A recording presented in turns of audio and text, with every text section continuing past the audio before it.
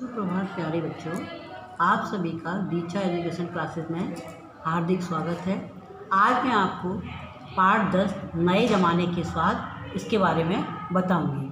आजकल जीवन शैली में जो परिवर्तन आए हैं उसे देखकर पुरानी परंपरा चलने वाली आश्चर्य होना एक स्वाभाविक हो गया है। जीवन यापन के साथ साथ खाने पीने में आए बदलावों की यहाँ पर हम चर्चा करेंगे। आपने देखा है कि जो पहले हमारे इडली, डोसा, सांभर ये केवल दक्षिण भारत में ही इनका प्रचलन था, अब ऐसा नहीं है। ये उत्तर भारत में भी हर शहर में उपलब्ध है। उत्तर भारत की ढाबा संस्कृति लगभग पूरे देश में फैल चुकी है। आप अब कहीं भी हों, उत्तर भारतीय रोटी, दाल, सब्जी आपको ये सब चीज़ सब जगह मिलेगी। और वहीं फास्ट फूड, जिसे कहते हैं फास्ट फूड यानी तुरंत भोजन का प्रचलन खूब शहरों में बढ़ा हुआ है।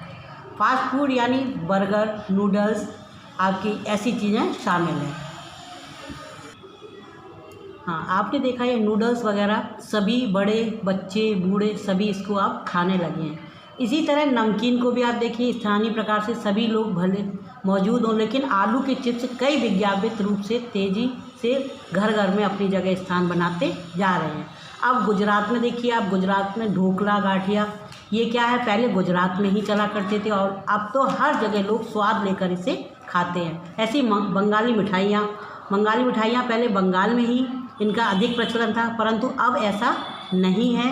ये व्यंजन सब जगह मिल जाते हैं। मध्य वर्गीय जीवन में भी ये भोजन विविधता अपनी जगह बना चुकी है। कुछ चीज़ें भी हैं जो मसलन अंग्रेजी राज तक सीमित थी, परंतु अब ऐसा नहीं है। जैसे आप ले लीजिए ब्रेड को ही, ब्रेड पहले कस्बों तक ही पहुंच सके और नाश्ते के रूप में लाखों करोड़ों भारतीय घरों में सेकी तली जा रही हैं। पहले इसका अधिक प्रचलन नहीं था। खान पान में इस बदली हुई संस्कृति से सबसे अधिक प्रभावित नई पीढ़ी हुई है। नई पीढ़ी यानी युवा लोग, बच्चे लोग। क्या है इसमें, वो हर तरह बच्चे क्या चाहते हैं, आपके बर्गर है, इडली है, डोसा है, ये खाना पसंद करते हैं। जो पहले के स्थानीय व्यंजनों के बारे में बहुत कम जानती है। कई नए ज़मानों के बारे में बहुत कुछ जानती है। स्थानीय व्यंजन भी तो इससे घटकर अब कुछ ही चीज़ों तक रह गए हैं। आप देखिए मुंबई में ही देखिए पाव भाजी, दिल्ली के छोले कुलचे दुनिया में पहली तुलना पर बड़ी जरूर। क्यों? जो कामकाजी लोग अधिकतर होते हैं वो अपने मुंबई में और दिल्ली में ये चीज़ें खाकर इसको अपना जीवन निर्वाह करते हैं। पहले आप देखिए, यहाँ पर हम देखते हैं कि मथुरा के पेड़े, आगरा के मीठे नमकीन ये बात कही जाती थी, परंतु अब ऐसा नहीं है, क्योंकि उसकी गुणवत्ता में भी बहुत ही फर्क आ गया है। मौसम और ऋतुओं के अनुसार पहले हमारे समोसों में भरे हुए सब्जियां आया करती थी, परंतु अब ऐसा इन चीज़ों को देखने को कम मिलता है। पहले की जो गृहिणी कामकाजी होती थी वह खरबूजों के बीज सुखाना, छीलना, उससे व्यंजन तैयार किया करती थी, परंतु अब इस तरह से नहीं है। क्यों? क्योंकि अब जो कामकाजी महिला हैं उन पर इतना समय नहीं है। वो जो जल्दी खाना बनाने में एक्सपर्ट हैं, वो पुराने खाने बनाने में एक्सपर्ट नहीं थी। अब कमर तोड़ महंगाई ने भी कई चीज़ों को धीरे धीरे वंचित किया है। जिन व्यंजनों में बिना मेवे के स्वाद नहीं आता, उन्हें बनाने पकाने में के बारे में भला कौन 4 बार जाए। क्यों? अब इतनी महंगाई है कि हम मेवों के स्वाद नहीं ले पाते हैं। खान पान की जो एक मिश्रित संस्कृति बनी हुई है, इसमें अपने सकारात्मक पक्ष भी हैं।